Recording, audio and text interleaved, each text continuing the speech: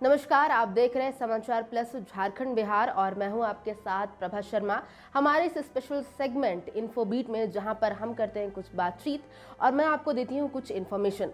आज का ये वीडियो भी कुछ इसी तरीके से इन्फॉर्मेटिव है, उस मुद्दे पर, एक अहम फैसले पर, जहां महिलाओं की शादी की उम्र अब 18 से 21 साल कर दी गई है।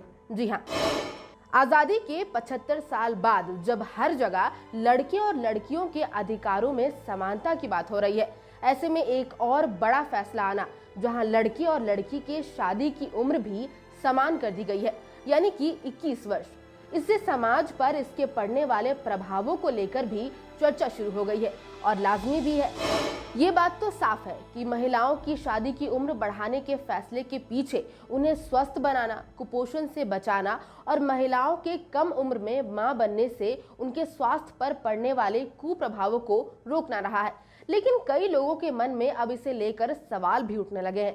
पहला सवाल तो ये कि देश में बालिग होने की उम्र 18 वर्ष है, लेकिन अब जब इस फैसले के बाद अगर कोई महिला 21 साल से कम उम्र में ही शादी करना चाहती है तो क्या उसकी शादी वैध मानी जाएगी?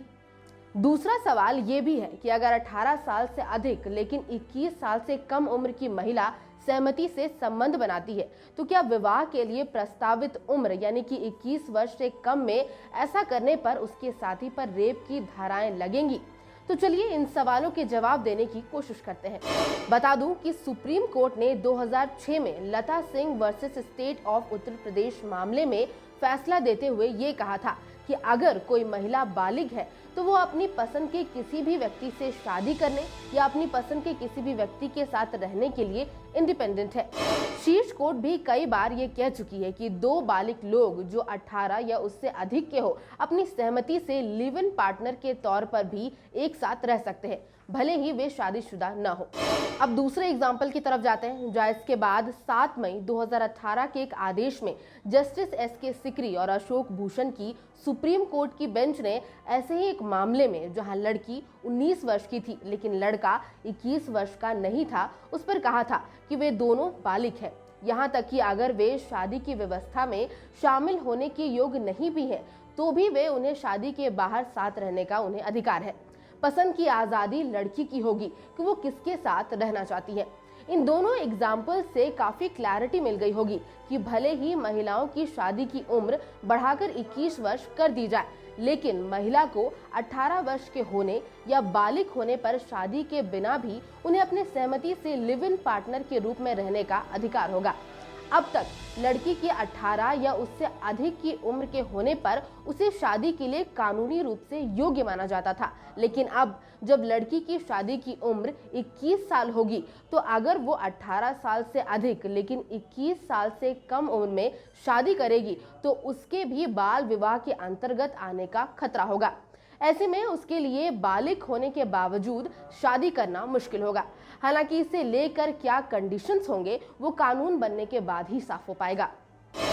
अब आखिर में अपवाद यानी कि कुछ एक्सेप्शंस की बात करते हैं, जहां भारत में पिछले कुछ दशकों में कई मामले ऐसे सामने आए हैं जब अदालतों ने अलग अलग आधार पर बाल विवाह यानी कि शादी के लिए जहां पर नियमित उम्र से कम के लोग होते हैं उन्हें शादी की मान्यता दी है।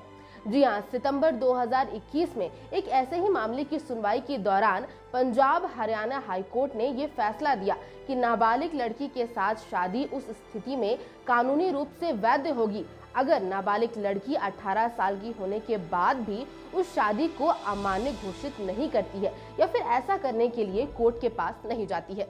इसके अलावा अगस्त 2010 में भी दिल्ली हाई कोर्ट में भी ऐसा ही एक मामला सामने आया था, जहां 18 साल से कम उम्र के लड़के और 16 साल से कम उम्र की लड़की के मामले में भी इन दोनों नाबालिगों की शादी को मान्यता दी गई थी।